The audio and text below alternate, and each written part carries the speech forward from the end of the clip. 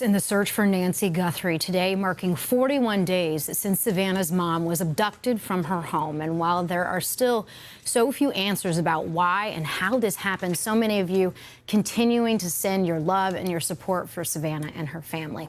NBC's Liz Kreutz joins us now with the latest on where things stand, talking to the sheriff once again. Liz, good morning. Hi, Laura. Good morning to you. Sunday will mark 6 weeks since Nancy's disappearance, and we know there are still so many questions about the investigation. I did speak to the sheriff, who told us that he does have a theory about why the suspect did this. He wouldn't say what that was, but he did say with the suspect still on the loose, the public does need to be vigilant. This case is no longer standing still. For weeks, the public has been looking at Nancy Guthrie's disappearance as a nightmare suspended in midair. An 84-year-old woman gone from her Tucson-area home, a family pleading, a city watching, a case that seemed to live inside one terrifying question: how does someone vanish from the place she knew best? But that is not where this story is now. Tonight, the feeling is different. The ground under this investigation has shifted. Investigators have said publicly that they believe Nancy was targeted, that they may understand the motive, and that the case is not cold. At the same time, the FBI has released images of a masked figure at her door. Authorities are working mixed DNA from the scene, and the reward has climbed as pressure intensifies. No suspect has been publicly named, and no arrest has been announced. But this no longer feels like a mystery drifting in the dark. It feels like a case tightening inward. And when a case starts tightening, certain names do not just disappear. They return, again and again, not because the public has solved anything, not because guilt has been proven, but because the same names keep reappearing near the fault lines of the story, where timeline meets access, where access meets familiarity, and where familiarity meets the possibility that whoever took Nancy may have known far more about her life than a stranger ever should have. That is where this documentary begins. Not with certainty, not with a verdict, but with a question that is becoming harder to ignore. Why does this case keep bending back toward people already close enough to matter? Because here is what we know right now. Nancy Guthrie disappeared from her home around the night of January 31 into the early hours of February 1, 2026. Investigators believe she was abducted. Surveillance footage captured a masked individual tampering with her doorbell camera near the time she is believed to have been taken. The suspect the FBI described publicly was a man of average build, around 5'9" to 5'10", carrying a black Ozark Trail backpack. There are reports of internet disruption in the neighborhood that same night. There is DNA evidence being processed. There are thousands of leads. And there is one fact that changes the emotional temperature of everything. The sheriff has now said investigators believe this was targeted. Targeted. Not random, not a wandering criminal picking a house by chance. Targeted. That single word changes the case. Because once you accept targeted, the circle narrows. You stop asking who could have done something like this in the abstract, and you start asking who knew enough. Who knew the home, who knew the routine, who knew the vulnerabilities, who knew when Nancy would likely be alone, who knew she was elderly, medically fragile, deeply rooted to one place, and unlikely to leave by choice. Suddenly, this is not just a story about a masked figure on a camera. It is a story about knowledge, and knowledge has a direction. It travels through relationships, through family lines, through years of casual contact, through the ordinary seeming details people share when they never imagined those details might one day matter. So tonight, we are not stepping into a recap. We are stepping into an active investigative map. A map where the public still does not know everything investigators know. A map where authorities have clearly chosen not to say certain things out loud. A map where silence itself may be strategic. Because if you have mixed DNA, digital traces, surveillance footage, and a suspect profile, you do not always speak early. Sometimes you wait. Sometimes you protect what only the offender would know. Sometimes the quiet is not emptiness. Sometimes the quiet is pressure. And that is why this story has become more dangerous than it first appeared. At the beginning, people saw grief. They saw Savannah Guthrie's public pleas. They saw the desperation of a family willing to put up extraordinary reward money to bring Nancy home. They saw an elderly woman vanish from a familiar house and assumed the mystery was wide open. But the deeper this case goes, the less wide open it looks.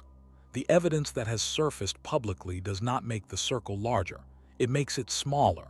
It suggests planning. It suggests timing. It suggests someone who may have understood exactly how to move into that space, do what needed to be done, and disappear before the rest of the world even understood the night had changed. And that brings us to the tension at the center of this documentary. Two names: Tommaso Cioni, Dominic Evans. To be absolutely clear, authorities have not publicly named either man as a suspect, and this documentary is not declaring guilt. It is asking why public attention, timeline scrutiny, and the architecture of this case keep pulling toward those names whenever people try to understand how this could have happened. One name sits close to Nancy's last known movements. The other has been dragged into public focus through speculation tied to the case's physical and relational puzzle. Whether that means anything in the end is exactly what makes this story so volatile. Because in a case like this, proximity can be innocent. It can also be everything. So before we go any further, tell me in the comments where you are watching from and tell me this. When investigators say a disappearance was targeted, what is the first thing that changes in your mind? Is it the suspect pool, the motive, or the terrifying possibility that the person responsible may have been much closer than anyone wanted to believe? Because where this story goes next, it goes fast. The last ordinary night, the last confirmed ride home, the quiet stretch before the house went dark, the motion, the failure, the disconnect, and the moment this case stopped looking like a disappearance and started looking like an operation. That is where the timeline begins. And once the timeline begins, one name steps into the frame before all the others. The last ordinary night in Nancy Guthrie's life did not begin like the opening to a crime story. It began like something much more dangerous in hindsight. It began like routine. Nancy, 84 years old, had been with family that evening. According to reporting that cited Sheriff Chris Nano, she had dinner with her daughter Annie Guthrie and son-in-law Tommaso Cioni before Cioni drove her home and dropped her off at about 9:48 p.m. on January 31, 2026. That detail matters because it fixes the final calm moment in this case to a real person, a real time, and a real movement through space. Nancy was not floating in uncertainty that night. She was alive, accounted for, and returning to the house where she had spent decades of her life. And that is where the story changes. Because when investigators build the first skeleton of a disappearance, they do not start with theories. They start with the last normal fact, the last confirmed sighting, the last person known to have physical contact, the last doorway crossed before the timeline goes silent. In Nancy's case, that places Tommaso Cioni in a position investigators would always need to understand, regardless of where the evidence eventually leads. Not because being the last known close contact proves wrongdoing. It does not. But because in a targeted abduction, the last confirmed person to see the victim safely home is always part of the geometry of the case. So imagine that night, as investigators likely had to imagine it. A familiar dinner, a drive home, a return to a house that from the outside should have meant safety. Nancy was elderly, physically vulnerable, and rooted to predictable routines. Authorities have publicly emphasized that she was targeted, and that detail changes how this final evening is viewed. If this was targeted, then the person responsible was not wandering at random. They were moving toward a specific woman in a specific home on a specific night. That is why Nancy herself matters so much to this story. She was not someone likely to disappear by choice.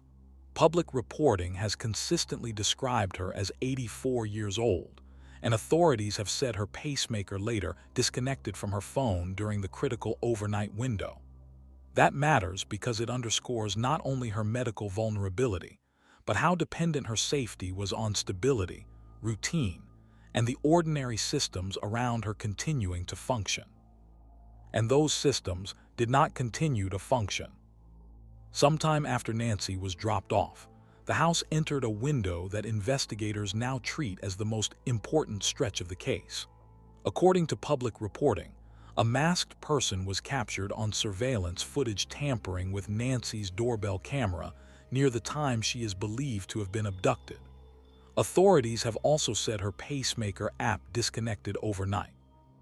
And reporting has noted suspected internet disruptions in the neighborhood that same night.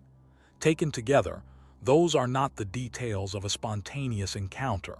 Those are the details of a sequence with timing, a sequence with intent, a sequence that suggests the person moving toward Nancy's home knew enough to reduce visibility before taking action. And this is where the case stops feeling like a missing person mystery and starts feeling like an operation. Think about the chain and the order the public has come to understand it. Nancy is safely home. The home security setup is compromised. A masked figure is seen at the door. Her pacemaker disconnects. Blood later found on the exterior porch is confirmed as Nancy's, and then she is simply gone. Those are not loose fragments floating in different directions. They are beads on the same string. That blood detail changes the emotional gravity of everything. Authorities confirmed that blood found on the exterior porch of Nancy's home matched her DNA. In other words, by the time law enforcement and the public were looking at the house as a mystery scene, there was already physical evidence outside the home tying Nancy to violence or force during that critical window. So now step back and ask yourself what investigators would see. They would see an elderly woman brought home by a family member at a documented time. They would see a quiet stretch of night. Then they would see a security disruption. They would see a masked intruder. They would see medical device disconnection. They would see Nancy's blood outside the home, and they would see no indication that she simply chose to leave. That is why Sheriff Nanos has said publicly that investigators believe she was targeted. The documented sequence points toward intervention, not disappearance by accident or whim. And once a case becomes targeted, the next question becomes brutal. Who knew enough? Who knew Nancy's habits? Who knew what time she would likely be home? Who knew she was vulnerable? Who knew that moving quickly through that property in the dark would matter more than improvising? Who knew enough about the house, the area, or the routine to act with precision instead of confusion? These are the kinds of questions that make a case tight because they do not expand the field. They shrink it. That is exactly why public attention has kept returning to the people closest to Nancy's final known movements. And this is where Tommaso Cioni begins to occupy two roles at once in the public imagination. First, the innocent and unavoidable role, the last confirmed person to bring Nancy home and see her safely inside, according to public reporting. That alone would place him inside the investigative frame. Second, the more complicated role created by what happened afterward. Authorities later searched the home of Nancy Guthrie and Tommaso Cioni during the investigation, a fact that intensified public scrutiny even though law enforcement has not publicly identified them as suspects. That distinction matters. Search activity is not proof of guilt, but it does tell you where investigators believed evidence might exist. And when the public sees that combination, last confirmed close contact followed by law enforcement search activity, suspicion hardens, whether investigators want it to or not. That is one reason this case has become so combustible online. People are not just reacting to one clue, they are reacting to the stacking of clues, the timing, the access, the targeted language from law enforcement, the mask, the blood, the searches, the silence. And as those layers build, the case stops feeling wide open and starts feeling directional, not solved, but directional. Now, I want you to hold onto one distinction, because it matters for everything that comes next. There is a huge difference between saying a person is important to the timeline and saying a person is guilty. Those are not the same thing. In a responsible investigation, you do not collapse them into one, but you also do not ignore the timeline because it makes people uncomfortable. In Nancy's case, Tommaso's position in the story is not a rumor. It is anchored by the public record of that final drive home. That is why he remains central to the narrative whether anyone likes it or not. And if you are watching this thinking, maybe this is still too broad, maybe the case could still point anywhere, then here is the uncomfortable answer. Not really. Not anymore. Not with the sheriff publicly saying the abduction was targeted. Not with a masked individual captured tampering with Nancy's doorbell camera. Not with mixed DNA being analyzed. Not with authorities considering the possibility of accomplices. Every new public fact has pushed this story away from randomness and toward design. So before we move deeper, tell me in the comments what strikes you hardest so far. Is it the timing of that 9:48 p.m. drop-off? Is it the idea that the house systems began failing only after Nancy got home? Or is it the blood on the porch, the moment this case stopped being theoretical and became physically real? Because the next turn is where this story becomes even more disturbing. It is one thing to know Nancy was likely targeted. It is another thing entirely to realize that the person seen at her door did not appear frantic, lost, or accidental. The recovered footage changes the shape of the whole case. And once that figure enters the story, the mystery stops being about who last saw Nancy. It becomes about who may have been preparing to reach her before the rest of the world even knew she was in danger. Then the footage enters the story, and the whole case changes shape. Up to that point, you could still describe Nancy Guthrie's disappearance as a chain of disturbing events. But once the public learned that a masked figure had been captured at her front entrance, this stopped being a vague absence and became something else entirely. Authorities have said the doorbell camera disconnected at 1:47 a.m., detected a person at 2:12 a.m., and Nancy's pacemaker app disconnected from her phone at 2:28 a.m. That sequence is chilling because it feels controlled. It feels measured. It feels like someone moved through those minutes with a purpose. And the person in that footage, as described publicly, was not presented as chaotic or random. The FBI said the figure appeared to be a man around 5'9" to 5'10" with an average build, wearing a black 25-liter Ozark Trail hiker pack backpack. That description matters because it gave the case something it did not have before, a physical profile. Not an identity, not a face, but a frame. A body moving in space. A body that could be compared, debated, and placed against the people already near the timeline. This is the point where public attention started splitting into two tracks. Track 1 followed Access, who was close enough to Nancy's world to know when she got home, how she lived, and how vulnerable she was. That track kept circling back to Tommaso Cioni, because public reporting says he was the last confirmed person to bring Nancy home that night, and investigators later searched the home he shared with Nancy Guthrie. Again, that is not proof of guilt, but it is proof of investigative gravity. When the last known close contact is followed by a search, people notice. Track 2 followed Fit. If the masked figure was roughly that height, roughly that build, and moved with apparent familiarity, then people began asking who in the wider orbit could physically resemble that outline. That is how Dominic Evans got pulled into the public conversation. But here, the distinction has to remain firm. Law enforcement has not publicly named Evans as a suspect, and reporting has made clear he became the focus of online accusations, not official nomming by police.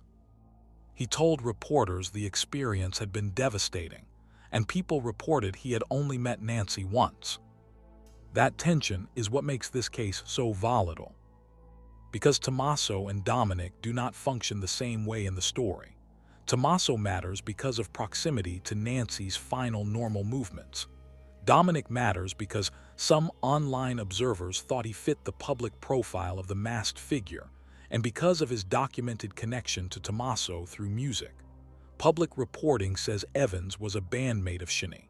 That link alone does not prove anything.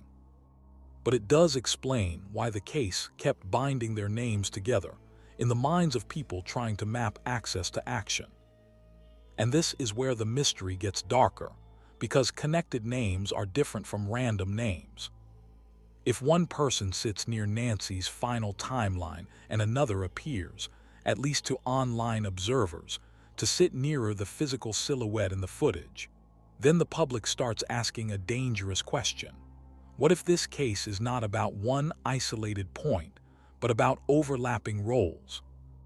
One person with inner circle familiarity, another person who could fit the visible outline. Again, that is a question, not a conclusion.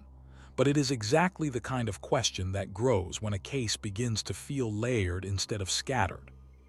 And the evidence does feel layered now. You have the last confirmed drop-off at 9:48 p.m. You have the garage door closing at 9:50 p.m., which investigators said supported the idea that Nancy likely went to bed. You have the doorbell camera disconnect at 1:47 a.m. You have a person detected at 2:12 a.m. You have the pacemaker app disconnect at 2:28 a.m. You have Nancy's blood confirmed on the exterior porch. You have mixed DNA from the scene being analyzed. You have authorities investigating possible accomplices. None of those facts, standing alone, names a culprit, but together they create something more powerful than any single clue. They create direction. That is why this story no longer feels stalled.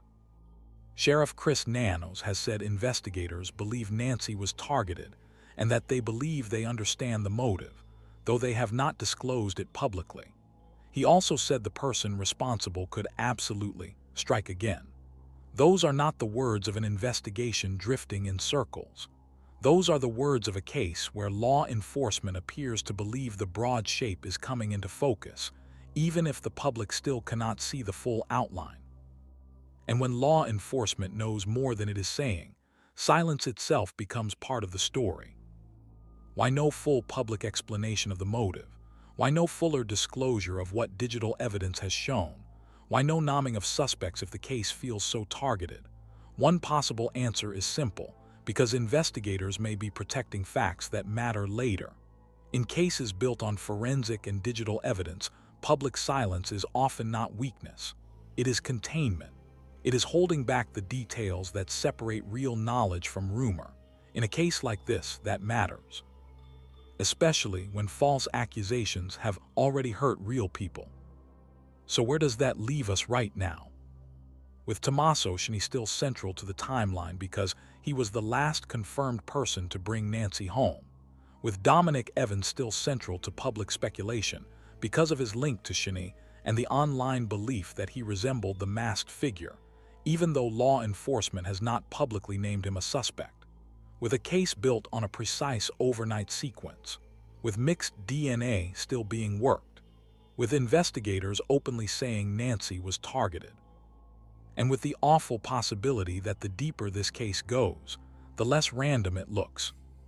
Tell me in the comments what hits you hardest at this point. The precision of the timeline, the idea of a masked figure moving calmly through those minutes, or the fact that two connected names keep hovering near the center of a case that law enforcement says was targeted. Because where this goes next is the part that really changes the balance. It is one thing for names to surface in public speculation. It is another thing for the case to start organizing itself into layers of timeline, relationship, physical profile, and forensic momentum. And once those layers start stacking, the question is no longer just who was close to Nancy. It becomes why the same two names keep surviving every attempt to look away. Tommaso Cioni remains at the center of this case for a reason that is both simple and incredibly hard to move past. He is not central because the internet decided he was central. He is central because the timeline put him there before the speculation ever began. Public reporting says Tommaso drove Nancy home after dinner and dropped her off at about 9:48 p.m. on the night before she vanished. That makes him the last confirmed person known publicly to have seen Nancy safe. In any targeted abduction investigation, that is not a minor detail. That is the kind of fact investigators have to test from every angle, because it places one person at the final normal point before the entire case turns violent and strange. And then the public learned something else that made his place in the story even harder to ignore. Law enforcement searched the home connected to Nancy Guthrie and Tommaso Cioni during the investigation. Again, that is not proof of guilt. It is not a verdict. It does not mean investigators reached a conclusion, but it does mean they believed that house might contain something useful to the case. Evidence, electronics, clothing, trace material, information. In a story already shaped by timing and access, that kind of law enforcement activity adds pressure fast. That is why Tommaso's role feels different from rumor. It is built into the architecture of the case. He is the bridge between Nancy's last ordinary moment and the nightmare that followed. He was inside the family circle. He had legitimate access to Nancy's life, routine, and location. And when investigators later said publicly that Nancy had been targeted, that made family-adjacent knowledge more important, not less. Because targeted crimes are not powered by chance. They are powered by information. Now, to be fair and careful, there is another public fact that complicates the picture. Sheriff Chris Nanos has said Nancy's family members have been cleared as suspects. That matters. It is an important boundary.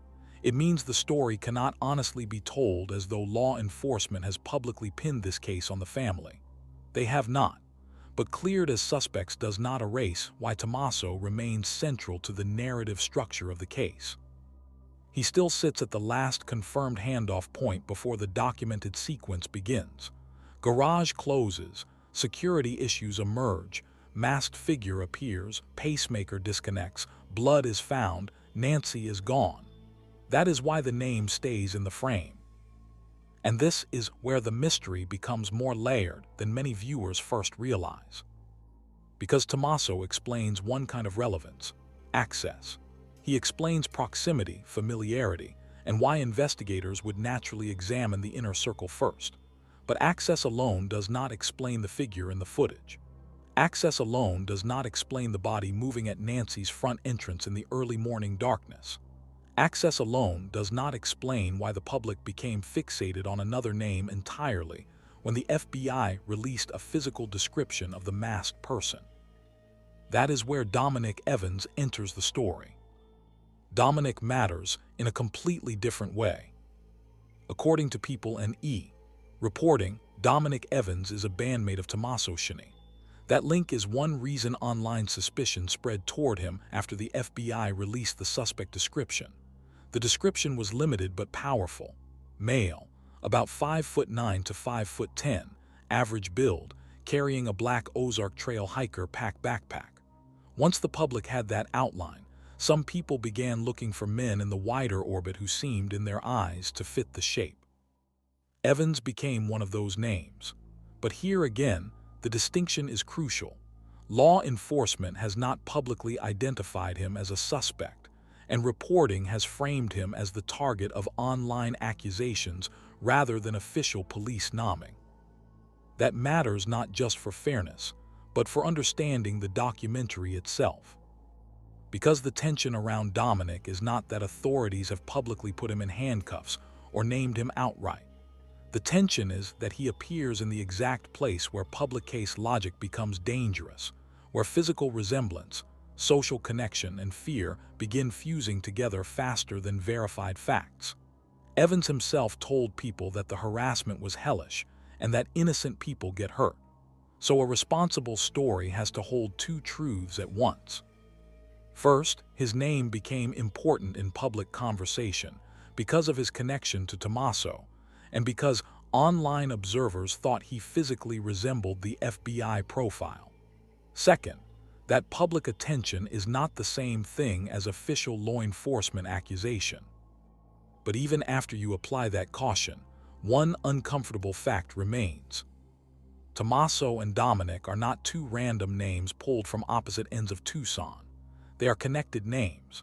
Reporting has tied them through music, through band history, through a relationship that predates Nancy's disappearance by years. That matters because connected names change the way a case feels.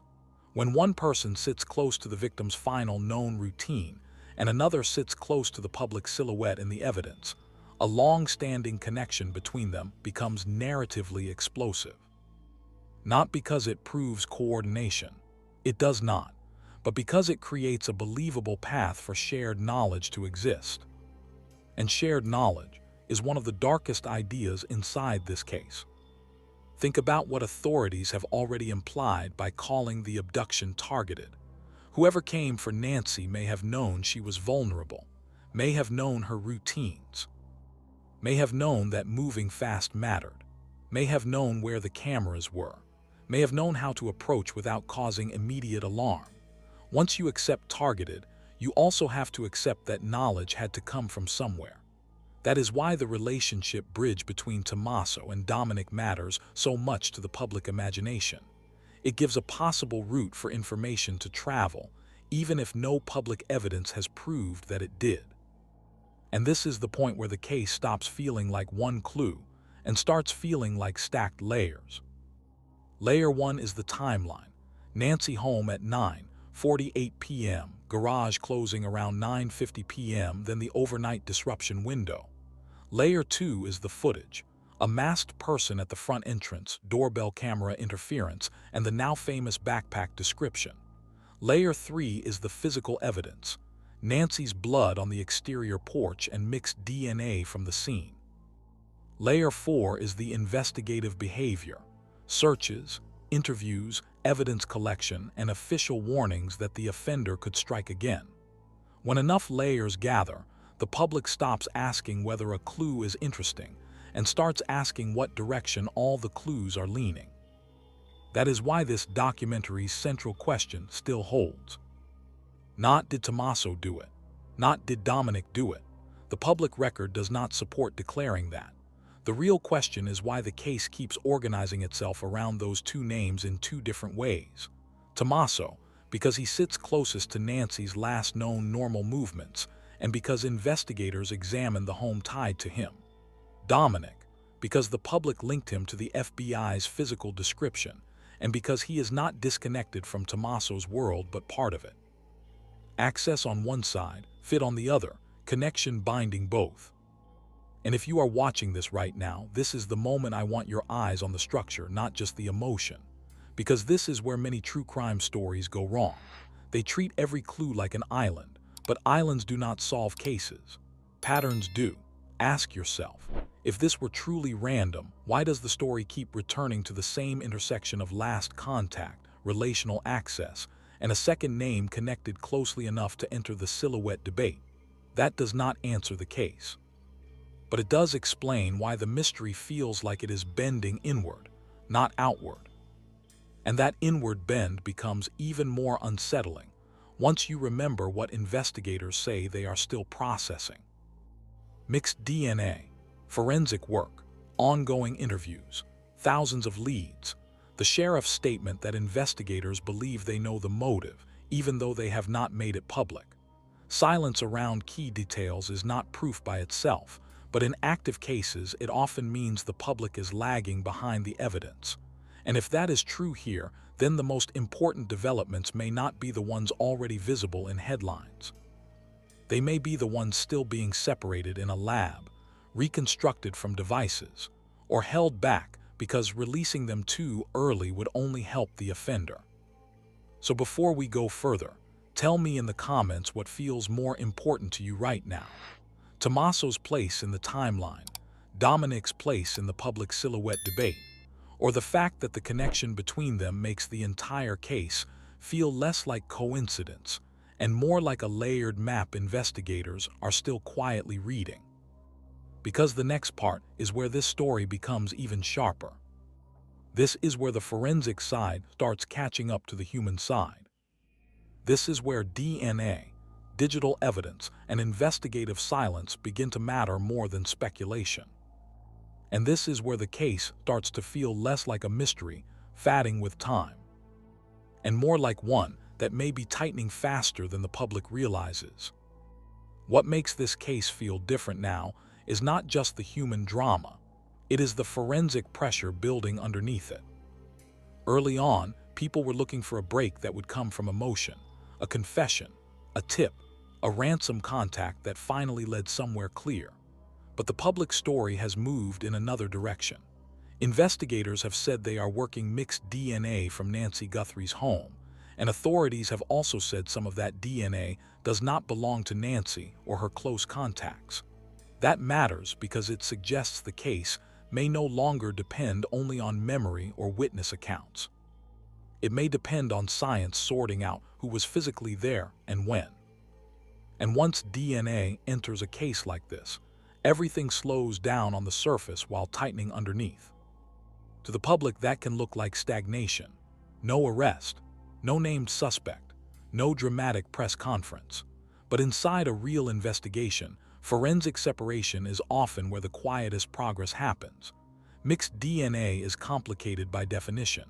It can include overlapping profiles, partial profiles, innocent transfer, degraded material, or traces that only become useful once analysts separate the noise from the signal.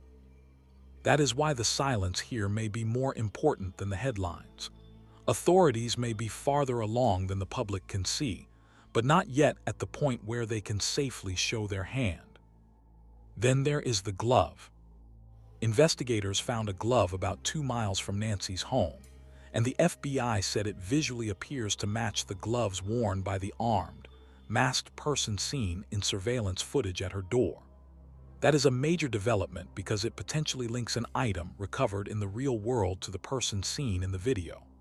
But the story turns again when you learn that the DNA from those gloves reportedly did not match anything in the National Crime Database. In other words, the evidence may be real, relevant, and still frustratingly anonymous. That kind of result does 2 things at once. First, it keeps the case alive because it means investigators are not working from nothing. They have material evidence that may connect to the masked figure. Second, it deepens the mystery because a non-match in CODIS does not clear anyone. It only means the DNA profile, if usable, did not hit against that database. The person may never have been entered. The sample may still need further refinement. Or the answer may come from a different route entirely, including genealogy or local investigative work that has not yet been made public. And then you add the digital side. Authorities have publicly discussed internet disruptions in the neighborhood the night Nancy disappeared. There is also the documented timing of the doorbell camera interference, the motion event, and the pacemaker disconnect. Those facts matter because digital evidence does not just tell you what happened. It can tell you how tightly the event was timed. If someone interfered with visibility, moved onto the property, and Nancy's pacemaker then stopped transmitting within that window, investigators are not looking at randomness. They are looking at a structured sequence that may be reconstructible down to minutes. The speeding car footage adds to that pressure. 2 weeks after the initial disappearance, additional ring footage from about 2.5 miles away showed a car speeding down a back road just minutes after Nancy's abduction window. Authorities had not publicly confirmed it as a definitive clue, but the location and timing made it impossible to dismiss outright. A route like that matters because it suggests a possible exit corridor that avoids major intersections. If that car becomes relevant, the case gains another layer: timeline, masked figure, glove, blood, and now possible vehicle movement away from the scene. That is why this mystery no longer feels isolated. It feels layered. Layer 1 is human access. Nancy was 84, vulnerable, and living in a stable routine. Someone likely knew enough to target her. Layer 2 is timeline. She was dropped home around 9:48 p.m. Her garage closed around 9:50 p.m. The doorbell camera disconnected at 1:47 a.m. Motion was detected at 2:12 a.m. and her pacemaker app disconnected at 2:28. Layer 3 is physical evidence. Blood on the exterior porch, non-close contact DNA at the property, and a glove that appears visually consistent with the one worn by the masked figure. Layer 4 is movement, possible escape footage, and unresolved digital anomalies in the neighborhood. When enough layers stack, the question stops being whether the case has evidence. The question becomes how close that evidence is to converging. And that brings us back, once again, to why the same names keep surviving every turn in the story. Tommaso Cioni remains central because he sits closest to Nancy's last confirmed normal movement home. Dominic Evans remains central to public speculation because of his connection to Tommaso, and because some online observers thought he fit the silhouette released by the FBI, even though law enforcement has not publicly named him a suspect. Those are different kinds of relevance, but both keep returning to the same investigative crossroads: access, fit, and connection. And yet the most revealing thing may be what investigators are still refusing to spell out. Sheriff Chris Nanos has said publicly that investigators believe Nancy was targeted and that they believe they know why, but he has not disclosed the motive. He has also said the offender could absolutely strike again. That combination is unsettling because it suggests a case with more shape than the public has been allowed to see. Investigators do not usually talk that way when they are guessing in the dark. They talk that way when they believe the architecture is there, but the final bridge to a charge or recovery has not yet been crossed. So now the case stands in a dangerous place. Not cold, not solved, not fading, tightening. And in a tightening case, the public often makes one mistake, assuming that no arrest means no progress. That is not always how it works. Sometimes the loudest part of an investigation happens at the beginning, and the most important part happens later, in labs, in interviews, in digital reconstruction, in quiet comparisons between one tiny profile and one known person. If that is where this case is now, then the biggest development may be the one we have not seen yet. So tell me in the comments what you think matters more right now: the glove, the mixed DNA, or the timing of that speeding car on the back road. Because the next part is where everything comes back together. The timeline, the names, the connection between them, and the final question this case keeps asking no matter how many times people try to move past it. Why does the evidence keep bending back toward the same center? So now everything folds back into the same center. Not because the case has publicly named its answer. It has not. Not because detectives have stood at a podium and said these are the men responsible. They have not. In fact, Sheriff Chris Nanos has said Nancy's family members have been cleared as suspects, and reporting has also stated that Dominic Evans was never considered a suspect by law enforcement. That boundary matters. It has to remain firm. But even with that boundary in place, the structure of the mystery still keeps returning to the same two names for two very different reasons. And that is what gives this case its unresolved gravity. Tommaso Cioni remains central because he sits nearest to Nancy's last confirmed normal movements. He is the last publicly identified person known to have driven her home and seen her safely inside before the overnight sequence began.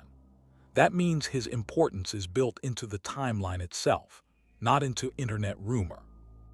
Dominic Evans remains central for a different reason. His name became attached to public speculation because of his connection to Tommaso, and because some online observers believed he resembled the general physical outline described by the FBI, even though law enforcement did not adopt that accusation. One name keeps returning through timeline and access. The other keeps returning through fit and connection. And that is why this mystery feels as though it is narrowing even while staying unresolved. If this were a story built on one shaky clue, it would feel weaker over time. But that is not what happened here. The timeline held. Nancy was dropped home around 9:48 p.m. Her garage was reported closed by around 9:50. Then came the overnight chain. The doorbell camera disconnect at 1:47 a.m., the person detected near the house at 2:12 a.m., and the pacemaker app disconnect at 2:28 a.m. That is not random noise. That is a progression. And the more stable that progression becomes, the more the case starts feeling like a planned event moving through defined stages. Then you add the physical evidence, and the investigative picture hardens further. Nancy's blood was found on the exterior porch. Mixed DNA at the property is still being analyzed, and authorities have said some of it does not belong to Nancy or her close contacts. A glove recovered less than 2 miles away appears visually consistent with the gloves worn by the masked figure, yet the DNA from that glove did not produce a CODIS match. Those facts do not solve the case in public. But they do tell you something critical. Detectives are not waiting for this case to become real. It is already real, already physical, already measurable. The question is no longer whether evidence exists. The question is how close that evidence is to identifying the person or people behind the sequence. Then there is the one thing that may be more revealing than all the speculation combined. What law enforcement still refuses to explain. Sheriff Nanos has said investigators believe Nancy was targeted. He has also said they believe they know why, though he has not publicly shared the motive. At the same time, he warned that the person responsible could absolutely strike again. Those are not throwaway remarks. They suggest investigators believe the abduction has an internal logic that is sharper than what the public has been shown. When police believe they understand motive but keep it private, that often means the motive is part of the evidentiary wall they are protecting. And that brings us to the deepest tension in this entire story. The mystery is deepening not because there is no evidence. It is deepening because there may be more evidence than the public has seen. Silence in a case like this does not always mean confusion. Sometimes it means containment. It means detectives are trying to preserve the details that matter most, whether for interviews, forensic comparisons, or the moment they are finally ready to test someone against what only the offender would know. If that is where this case stands now, then the quiet is not the absence of movement. It is movement under pressure. So where does that leave the names that have hovered over this case from the beginning? It leaves Tommaso at the center of the last known handoff. It leaves Dominic at the center of the public silhouette debate, though not as a law enforcement suspect. It leaves both names linked by an existing personal connection that made online observers view them not as isolated individuals, but as part of the same orbit. That does not prove joint involvement. It does not even prove either one is responsible. But it does explain why the public keeps circling back to them whenever the evidence is reorganized into a coherent map. And that is the part that keeps this case alive in the mind long after the headlines move on. Because the central question has never really changed. Why does the architecture of this case keep bending back toward the same center? Why do timeline, access, fit, connection, and investigative gravity keep intersecting in the same narrow zone of people already close enough to matter? Even if the final answer ends up clearing one person, or both, that question still has to be answered before this mystery can truly release its grip. And Nancy Guthrie is the reason that question cannot be treated like entertainment. She was 84 years old. She was vulnerable. She was in the home she knew. Investigators believe she was targeted, and as of the latest public reporting, she still has not been found. That is what makes this story unbearable. Not the online theories, not the silhouette arguments, not the viral obsession with names. The unbearable part is that an elderly woman vanished from the center of her own routine, and the evidence that followed suggests intention, planning, and knowledge. So if you are watching this right now, remember what this case is and what it is not. It is not cold. It is not publicly solved. It is not a license to turn speculation into conviction, but it is a tightening mystery. The timeline is too precise. The physical evidence is too real. The digital trail is too structured, and the same names remain suspended near the center of it for reasons that the public still cannot fully untangle. If someone out there knows what happened to Nancy, the window for silence is getting smaller. The FBI reward remains active, and the Guthrie family's reward has grown dramatically. Authorities have urged anyone with information to come forward. Cases like this can stay quiet for weeks, even months, and then suddenly break because one person decides they can no longer carry what they know.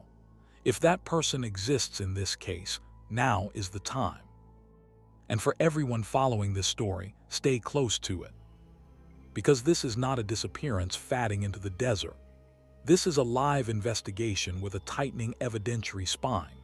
And the deeper investigators go, the more this case seems to return to the same unresolved center, where access, connection, and the masked figure still hang over two names the public has never stopped watching: Tommaso Cioni and Dominic Evans.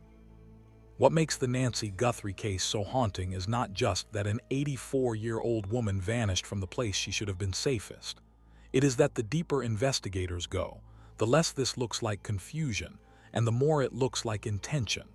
A timeline that feels too precise, evidence that feels too deliberate, a mystery that, no matter how far people try to look away, keeps bending back toward the same unresolved center. And that is why this case refuses to let go. Because somewhere inside all of this there is an answer. Someone knows what happened that night. Someone knows why Nancy Guthrie was taken. Someone knows whether the masked figure was acting alone or whether this case is even darker than it already appears. And if you are that person, or if you know something you have been too afraid to say, this is the moment to come forward. Silence does not protect the truth forever. It only delays justice. Nancy is not a theory. She is not a headline. She is not just another name in a true crime file. She is a woman, a mother, a human being who deserves to be found, and a family deserves answers. So now I want to hear from you. After everything you have seen in this documentary, what stands out most to you? Is it the timeline, the masked figure, the DNA, the connection between the names that keep returning to the center of this case? Drop your thoughts in the comments, because in cases like this, one detail can change the way everyone sees the bigger picture. And if you believe stories like this matter, if you believe victims deserve to be remembered and cases like this deserve pressure, truth, and attention, subscribe right now, like this video, and turn on notifications. Because the moment this case moves, and it may move when people least expect it, you do not want to miss what comes next. If you have credible information about Nancy Guthrie's disappearance, contact law enforcement or the FBI tip line immediately. Until the next update, stay aware, stay questioning, and remember this. This case is not fading. It is tightening.